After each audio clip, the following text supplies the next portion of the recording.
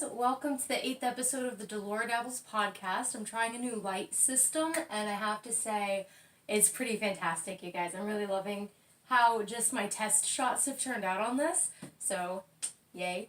I did not, the 8th episode was supposed to be set out a week ago and I completely skipped last week because finals were pretty harsh, and it's not just that the finals were difficult, it's just that they had scrambled my brains to the point where I set aside time to film the podcast. I filmed it and I was umming a lot, I was sewing a lot and anding a lot as I do, but 10 times worse. I was getting different terms mixed up, I was saying woolen and worsted and mixing them up to where what I was saying didn't really make any sense. So I gave up on it and I was like, okay, we're just gonna not do it this week. It's finals, I think. That's a good enough excuse. And I really wanted the 8th episode to be about whether you would want to use spindles, a bobbin and flyer wheel, or a charka, like what I have up here. Let me not drag that little thing along. Which one of these you would want to use at any given time. And that's just a really huge topic. It's even a really huge topic for me right now, to the point that I don't think I'm going to do that. I'm just going to do a review of the Cassandra wheel, because as you can see I have it. I have had it since Wednesday of last week, so I've gotten to play with it quite a bit now, even just in my spare time with finals.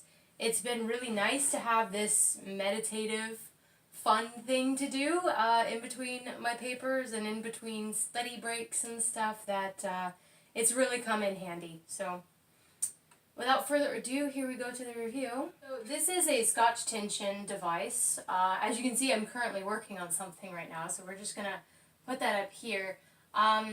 Scotch tension is a single drive kind of tension. It's not double drive. So you've got your drive band that goes around the back here. Let me tilt this around. Make sure I don't get any of my nice little things caught up in there.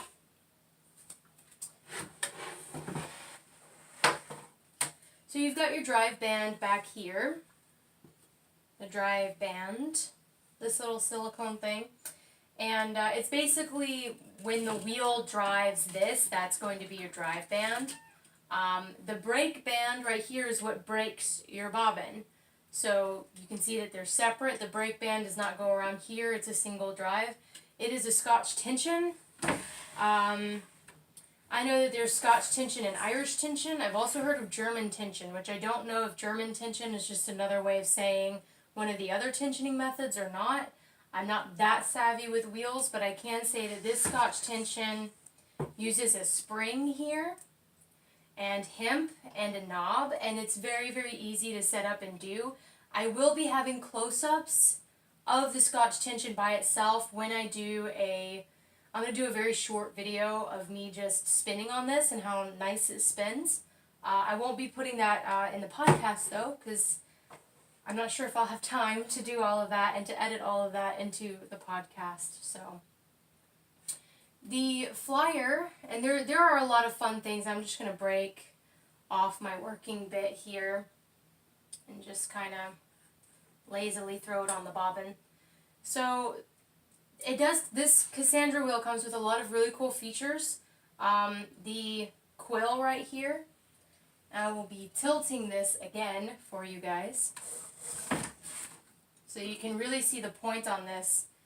It is very sharp, and that is a good thing, because there's a problem that I have with my charka not quite being very sharp. I need to get a file after it, but I just haven't had the time to customize that wheel like I would like to. But this one already comes super sharp. I like that I'm going to have to undo my tension here, which I didn't want to have to do, but I'm going to have to do it. You can see that the quill, it's nice and thick too. I find that my problem also with the charka is that my quill is very skinny and thin, and it wants to bend sometimes under stress. This isn't going to be bending under stress at all, so that is super nice. And because the lowest ratio on here is a 12:1, that's the highest ratio on this. I've got 16:1, 14:1, 12:1. the whirls on the Cassandra here are 12 to 1, 10 to 1, 8 to 1, 6 to 1. So, I gotta breathe for a second. It's a lot of talking. Okay, so, what was I gonna say? So I'm guessing that the 12 to 1 on my Charka is going to be similar to the 12 to 1 on my Cassandra. So I'm interested to see if that is indeed the case. But I haven't gotten to play with the quill yet, so I can't tell you yet. The bobbins are really, really nice. They have breakband grooves on both ends, so you don't have to worry about, like, oh, I stuck the bobbin in the wrong way. I've got to take everything apart and put it in the right way, because there is no right way or wrong way, because he puts the groove on both.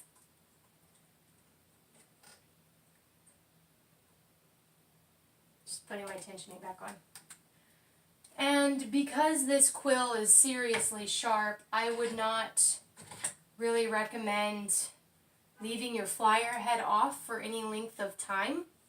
Even whenever I start to spin a cotton project on here, I'm probably going to put the flyer head on just to cover that up, or find a cork or something, because I have a cat and I don't want anything to happen to my precious cat. So, oh, my brake band slid off the bobbin.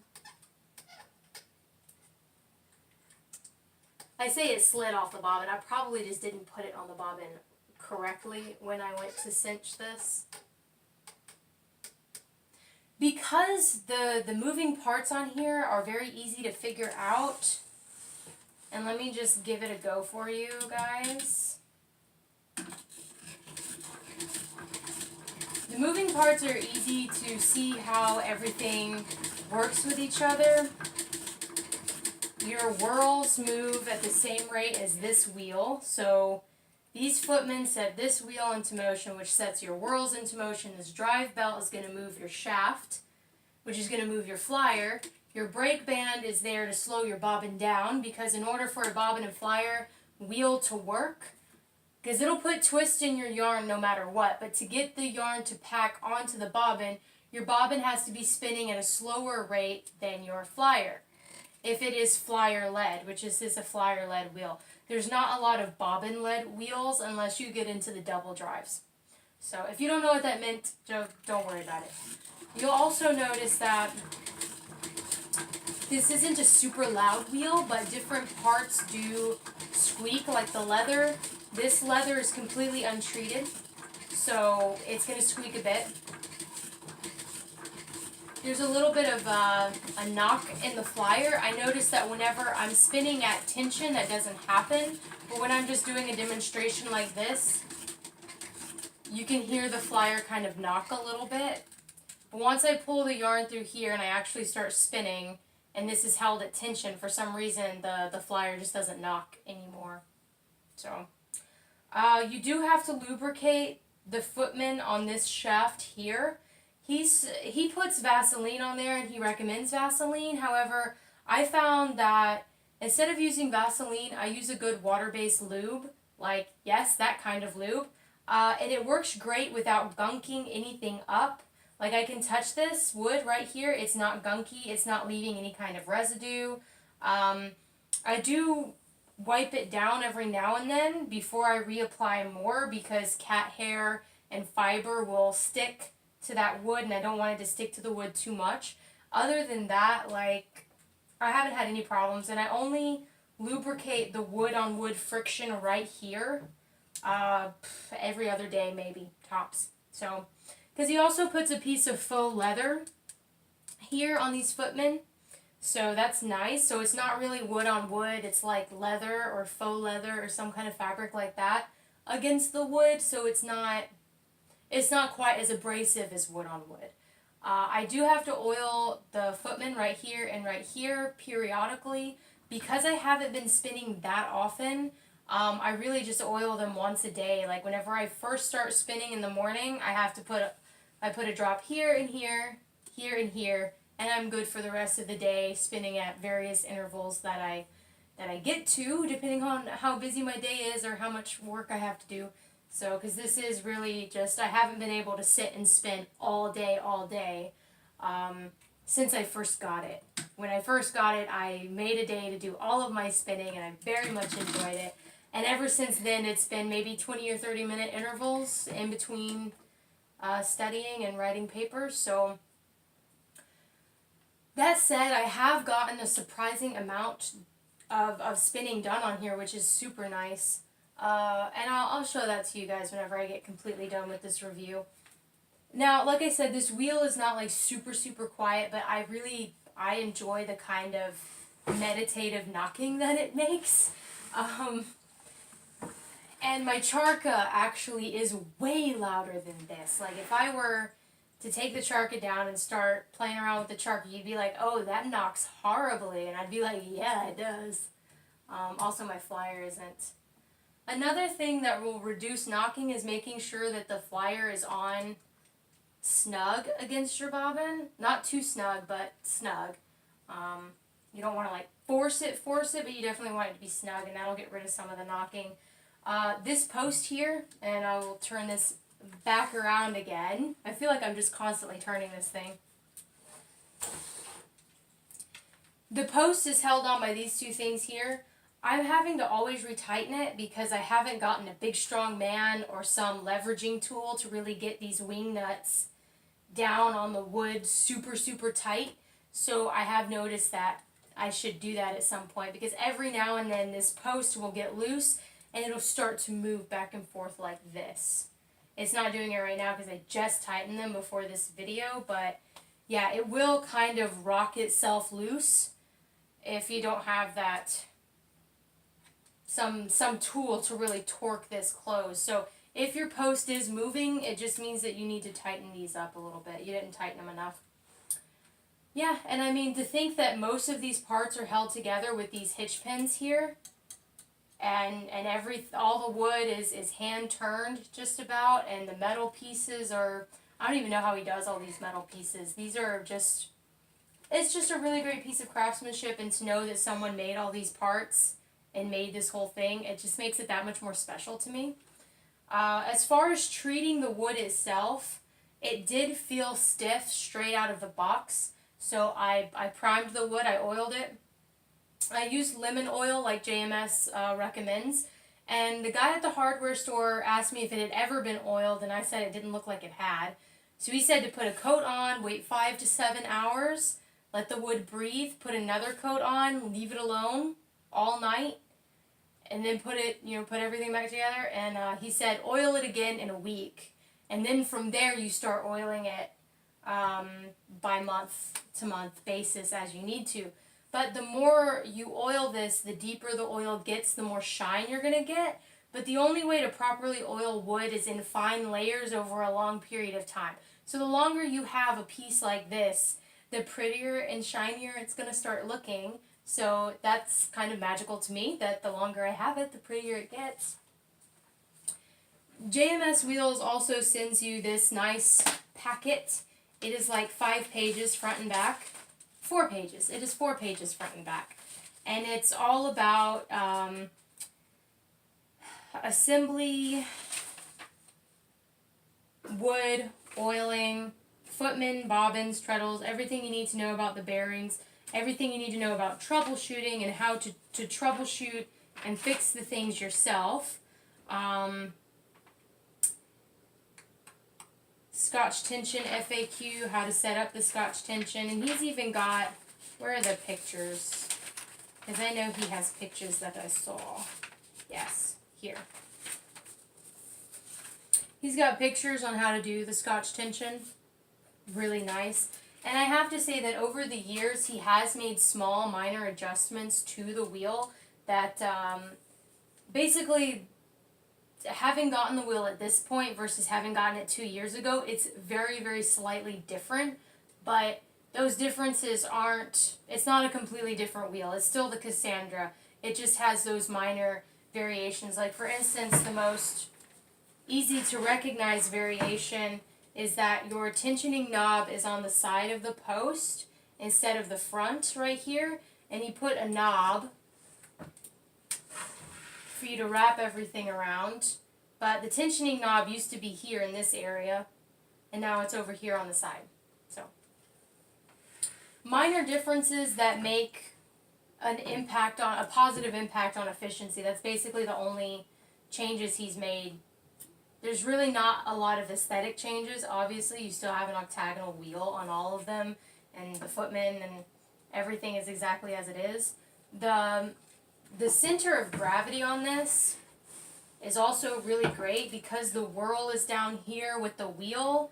The center of gravity is balanced from this end to this end, but it's also balanced from top to bottom. It's not top heavy either. So I haven't had any problems with my cat, who likes to jump on the footman for some odd reason. I think he likes the way that they kind of give a little when he jumps on them. I don't know.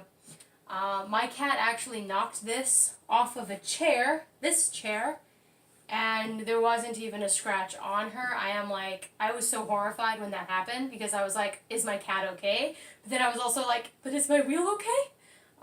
Yeah, everything was fine. He didn't knock anything loose, and I was like, thank God. Not putting my wheel on that chair when I need to clean the carpet again. I will put this wheel in the bedroom next time I clean the carpet. So, yeah, this is the Cassandra wheel, and it's great. And I've been spinning very, very fine on here, as you can see. This is a 45 WPI single, and I know that because I got a new acquisition recently. It is right here, and this is the orifice hook that comes with it. And there is a hook on the side here that is perfect for hanging things on. But this is the WPI gauge from A Needle Runs Through It, and it is so perfect. I love it so much because I wanted a WPI gauge with these thingies, but I also wanted the ruler part too. And to find both in one was really nice, and it's very, very well made. It's good, sturdy wood, and it's pretty. So when I'm not spinning, I put this on my hook here. When I am spinning, I take it off because this kind of knocks around against the wheel, and I don't want to mess up my pretty WPI gauge. So, onto the Lazy Kate and bobbins. The Lazy Kate is on the floor right here in front of me. So this Lazy Kate is not tensioned, but it's still really, really nice. I like it. I don't necessarily need a fancy tensioned Lazy Kate myself, but I hear that they are nice to have, but I'm also on a budget, so I feel like my fingers can do the work for me. These dowels come out, and this end does not come off. The knob does not come off on this end. It is flush with the wood. The end that comes off is more conical shaped, and it won't exactly go all the way through the knob, so you'll see that it doesn't go all the way through the knob. And to put a bobbin on here, all you need to do is you kind of slide the bobbin in you hold the bobbin in as you slide the rod through the Lazy Kate, through the bobbin, back through the Lazy Kate. I'm having a hard time focusing my eyeballs here. There we go. And then you just slap the knob on the other side, and everything is securely in here, and everything turns really, really nicely together. That's another thing that I really like about his stuff. And I did oil all of these parts. I oiled all these little knobs. I oiled all the pegs and shafts and everything. I oiled the bobbin ends. Like I said, I made sure that I oiled everything. I even oiled the orifice hook just to get that initial oiling on there and to seal everything, because I do live in Houston, which is quite humid, so. And I can tell this Lazy Kate needs to be oiled again as well. It's yeah, I can kind of see where it needs to be oiled again, but because it's getting really dusty feeling, not just dusty looking. The wheel hasn't gotten any dusty look or dusty feel to it, but I can definitely see where the Lazy Kate needs a little bit more love. I'll be taking it apart this weekend and doing that after I finish final papers and stuff, so maybe not quite this weekend, but definitely soon. I like to keep my Lazy Kate far out of the way of things because it's a very nice piece of woodwork by itself, and I don't want those cute little tiny shafts to get snapped, so I do keep them up and put away. The bobbins, I'm not so worried about being super gentle with, but I do keep them in one of my boxes here.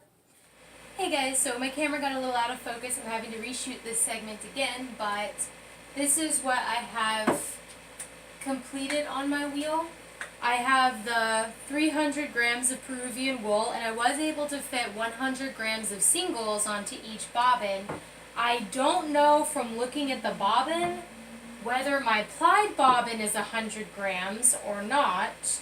And whenever I squeeze this, I can definitely tell that it's packed very, very loosely around the bobbin. I could have packed more on. I guess maybe my tension wasn't tight enough, but it's all a learning experience here. But at the same time, I know there are a lot of spinners who are obsessed with packing, like, they want to pack as much onto bobbins as possible to get the bigger skeins, but whenever you're dealing with hand spuns, you want to knit for variability or crochet for variability. And it's the same with color work. It's much more common for people to do this with color work, but they don't think to do that with hand spuns with the yarn consistencies. So whenever you are knitting for variability with color work, you will take skein A that looks a little bit different than skein B, or might be a different dye lot than skein B, and you stripe them a little bit, right? Well, you want to do that with your hand spun too, especially if you're doing a garment. So honestly, it's better to have smaller skeins and then mix them up. So what if I spun my singles a bit thinner at the beginnings of my bobbin and they're a little thicker at the end? Then my first bobbin, my first plied bobbin to come off of these is going to be thicker. My last plied bobbin off of these is going to be a bit thinner. What do you do with that? You stripe them just like you do for color work. So you would want to work with maybe 50-gram balls at a time and then change out your yarns that way. If the variation is really, really extreme, then you might need to alter your finished fabric and incorporate it into the design. That's the best way to handle a mistake, is to just incorporate it into the finished piece. This was my first spindle spun piece, and this was the day that I set aside. And I didn't even do this the whole day because that was like my relaxation day. So I wasn't just like, get this done, get this done, get this done. I was very much luxury spinning when I felt like it, and I got it all done in a day. This is 100 grams worth, and it turned out really nice. I haven't washed it yet because this was an early dye job. I actually think it was one of the first rovings I ever dyed, that didn't come out felted. And I'm not sure if I rinsed this after I dyed it. So there could be a lot of residual dye hiding in this, and whenever I go to wash it, it might muddy the colors, I might get some weirdness going on. So definitely wanted to show it off before that happened, and I'll show you guys next week whether it bled or not. I'll have to remember to do that. It is a lot more thick and thin than what I usually produce, but considering it was my first time on a wheel, I am very happy with it. So yeah. The only reason why I haven't plied the rest of these here is that anytime you're on an untensioned lazy Kate, and this could happen with tensioned lazy Kates too, I guess, but especially with untensioned ones, whenever you are starting and stopping your plying motions, you get kinks in your yarn. Since I only have time to spin in 20 to 30 minute intervals, as my day and my schedule allows me to, and whenever I just really need a break from typing, I will let myself spin. Because of that, it's just starting and stopping so much with plying is not ideal for me, because the kinks that happen, and it just becomes a chore and it's not fun. Whenever I ply, I would rather sit down and ply the entire time just to prevent kinks, and that's even true whenever I'm spindle plying. So yeah, I've just been spinning singles, and you can see here that I knocked some things off my table, but oh, there goes another thing. Another thing, okay. I think the avalanche is done. But as you can see, I've almost completely filled this bobbin here, and I'm almost done with this project. I've only got, hold on, this little bit left, and then I'm done with this bobbin, and then I have another 60 more grams to go because these are 4-ounce increments, I think, something like that. So I've got another 60 or so grams to go on it, and yeah, then I will be two-plying this project, and it'll be nice. It is the project that is the gray to hot pink gradient. It didn't really come out much like a gradient, so I decided to fractal spin it. So this first one is 2. It's like I broke, after I broke it in half, I broke the half in 2. The other half I broke into 7. So it will be a 2-7 fractal. We'll see how it turns out. I think it'll turn out great. It'll be a fingering or a lace weight, something like that, if the yarn doesn't bloom, and I don't think it will because it's Cheviot. And yep. I also have my hat over here. So this is the hat that I started a while back. Well, a while back now. You guys saw it last episode, which was 2 weeks ago now. This is the progress marker, so you all saw up to here last time. All of this I did last week. I have not touched this week because if it's a choice between spinning or knitting, it's going to be spinning this week because it's a lot more stress reducing. It's a lot more meditative for me right now. But this hat is my own pattern, and it's nice, and it's comfortably baggy. You see, like, I can fit it over a ponytail, I could put it over a messy bun, it covers my ears, which is super nice. And I just feel like so many knitted hat patterns on Ravelry are so tight. It's like negative ease, and I don't understand that. I like mine to be a bit baggier, so yep, and that is it. That is actually all I have gotten done. But my sister did have her baby, so it's early, but he didn't have to go into an incubator, so we were very, very lucky for that and blessed.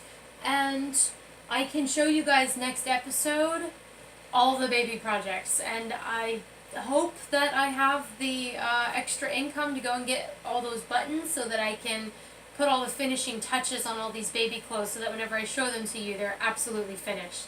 So I can finally show you guys those, and that'll be really exciting. And, yeah, so I think that about wraps it up. I do have the Darn Good Yarn box that I will be reviewing for you guys. So the Darn Good Yarn box did come in as well, so I have the yarn here, and I already unwrapped this hank before, that's why it doesn't look super pretty, but this yarn is much nicer and much prettier than the other yarns I have gotten from Darn Good Yarn, so I'm happy for that. I'm so happy for that. They also sent these little, the little plastic safety pin stitch markers, which I thought was a nice touch as well. There's 25 in here, so that's a lot. I don't necessarily see myself using these, but I definitely see myself giving them to someone. Like, someone can definitely use those. This yarn, I think, would be perfect for weaving, and I'm always saying that about the Darn Good yarns, but it's the truth. I mean, I can't, like, this would be nice next to Skin Softness, but the color repeats are so beautiful that I would like to preserve the color repeats without variegating them into a knitted or crocheted fabric. If I weave with it, like, for instance, if I weave with it and I do, you know, something that is woven at this length, then one row will be blue teal, one row will be this sandy color, one row will be blue teal, one row will be this sandy color. Like, and it'll work out really, really nicely. But yeah, if I knit or crochet with it, it's gonna variegate it out, and I don't think it'll look as nice. But you know, we'll see. We'll see. I might do some swatches. I haven't decided yet. So, super pretty though. I like it. Now, I will not be doing a book of the week this week. I know I was supposed to do the Alden Amos Handbook of Spinning, but I just don't have the time or the mental wherewithal right now during these final paper shenanigans to do a full book review and to do it well. So I'm just going to wait and do it next week when I'm a little bit more rested up after this grueling season. So I do have a word of the week for you guys, and the word of the week this week is grist. So when we're talking about grist in hand spun or even machined yarn, we're talking about the yardage versus the weight, and it's usually done in yards per pound. So let's say that this is 4 ounces. Let's say it's 100 yards. My yards per pound, so to convert 4 ounces into 1 pound, I need to multiply by 4. So I've got to multiply my yardage by 4. 4 times 100 is 400, so that's my yards per pound, would be 400 yards. So that's obviously not what this is, but you get the idea of what grist means. And it's basically just how many yards you have in a pound of yarn. So, grist. I hope you have enjoyed this week's podcast. I am sorry that I took a week off without any explanation, but something tells me that all 17 of you subscribers will forgive me for it, and we can move on merrily on our way. And I do hope that you will tune in for next week, because I might actually do what I originally planned to do for episode 8. I might do for episode 9. I might do the spindles versus wheels versus charkas, and how you would decide which device to use at one time for a specific project. I might do that. Or I might do something else. It's a toss-up. You'll have to find out next week. And in the meantime, happy crafting, and bye-bye.